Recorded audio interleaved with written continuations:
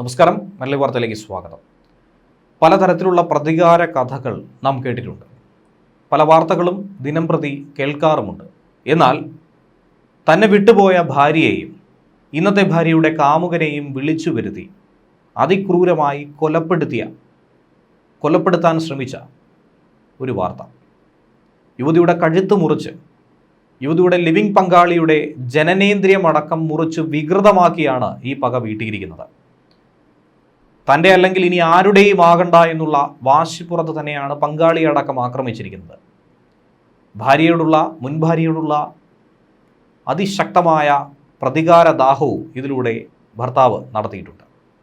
വേർപിരിഞ്ഞ ഭാര്യയുടെ കഴുത്തറുത്ത് ലിവിൻ പങ്കാളിയുടെ ജനനേന്ദ്രിയം മുറിച്ചു മാറ്റി തന്നെയാണ് ഈ ഭർത്താവ് വാർത്തകൾ ഇടം നേടുന്നത്. സംഭവം നടന്നിരിക്കുന്നത് മറ്റെവിടെയുമല്ല, ഒഡീഷയിലാണ്. ഒഡീഷയിലെ ജാജ്പൂരിൽ ബുധനാഴ്ചയാണ് നാടിനെ തന്നെ നടുക്കിയ ഒരു സംഭവം ഉണ്ടായിരിക്കുന്നത്.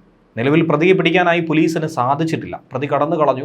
ഈ പ്രവൃത്തിക്ക് ശേഷം ആശുപത്രിയിൽ എത്തിച്ചപ്പോഴാണ് വിഷയവുമായി ബന്ധപ്പെട്ട വിവരങ്ങൾ പുറത്തു വരുന്നത്. പ്രതിയെ നിലവിൽ കണ്ടെത്താനുള്ള തിരച്ചിൽ പോലീസ് തുടരുന്നു. അന്വേഷണം ഊർജിതമാക്കിയിട്ടുണ്ടെന്നും ജാജ്പൂരിലെ പോലീസ് ഡിപ്പാർട്ട്മെൻറ്റ് വ്യക്തമാക്കുന്നു. ജാജ്പൂരിലെ മലഹത്ത് ഗ്രാമത്തിലാണ് ഈ സംഭവം ഉണ്ടായത്. ജരാദ ഗ്രാമത്തിലെ താമസക്കാരനായ മനോജ് കുമാർ മൊഹദ്ദിയാണ് ഈ കേസിലെ പ്രതി, ഈ യുവതിയുടെ മുൻ ഭർത്താവ്.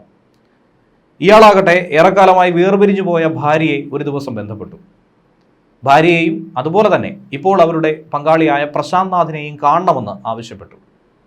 ശേഷം ഇരുവരെയും അതിക്രൂരമായി ആക്രമിക്കുകയായിരുന്നുവെന്നാണ് പോലീസ് വ്യക്തമാക്കുന്നത്. വളരെ ഗുരുതരമായി പരിക്കേറ്റ ഇരുവരെയും ആശുപത്രിയിൽ പ്രവേശിപ്പിക്കുകയും ചെയ്തു. പോലീസ് പറയുന്നതനുസരിച്ച് സ്ത്രീയുടെ കഴുത്ത് വളരെ കൃത്യമായി മുറിച്ചു. കൊലപ്പെടുത്തണമെന്ന ലക്ഷ്യം തന്നെയായിരുന്നു, മരണമുറപ്പിച്ച് തന്നെയായിരുന്നു അവരെ ഉപേക്ഷിച്ചത്. എന്നാൽ അവളുടെ ഒപ്പമുണ്ടായിരുന്ന ആളെ വളരെ വികൃതമായ രീതിയിൽ കൊലപ്പെടുത്താനാണ് ശ്രമിച്ചത്. ക്രൂരമായി ഈ വിഷയം ജീവിതകാലം മുഴുവൻ ഓർത്തിരിക്കാൻ വേണ്ടിയിട്ടുള്ള ഒരു ഉപദ്രവമാണ് ഏൽപ്പിച്ചത്. ജനനേന്ദ്രിയത്തെ ഭാഗം ഗുരുതരമായി തന്നെ കീറി മുറിച്ച് വികൃതമാക്കി കളഞ്ഞു.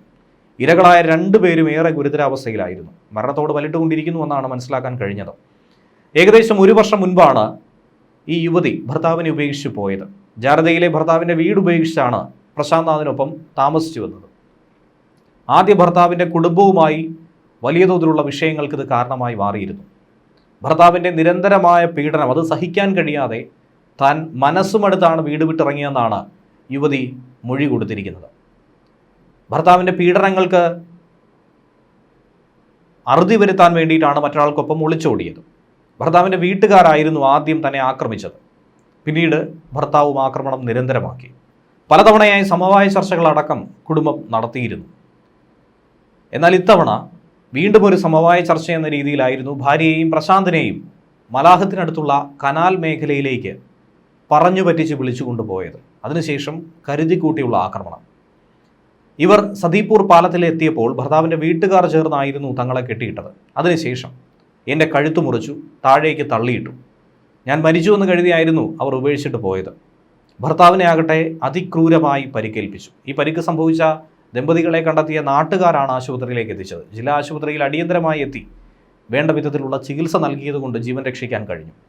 പോലീസിന് ഇപ്പോഴും പ്രതിയെ കണ്ടുപിടിക്കാൻ കഴിഞ്ഞിട്ടില്ല എന്നുള്ളത് തന്നെയാണ് ജനരോഷം ഏറെ വലുതാക്കാനുണ്ടായ ഒരു കാരണവും. എന്തായിരുന്നാലും പ്രതിയെ ഉടൻ തന്നെ പിടികൂടുമെന്ന് തന്നെയാണ് പോലീസും വ്യക്തമാക്കുന്നത്. ന്യൂസ് ഡെസ്ക് മലയാളി വാർത്ത.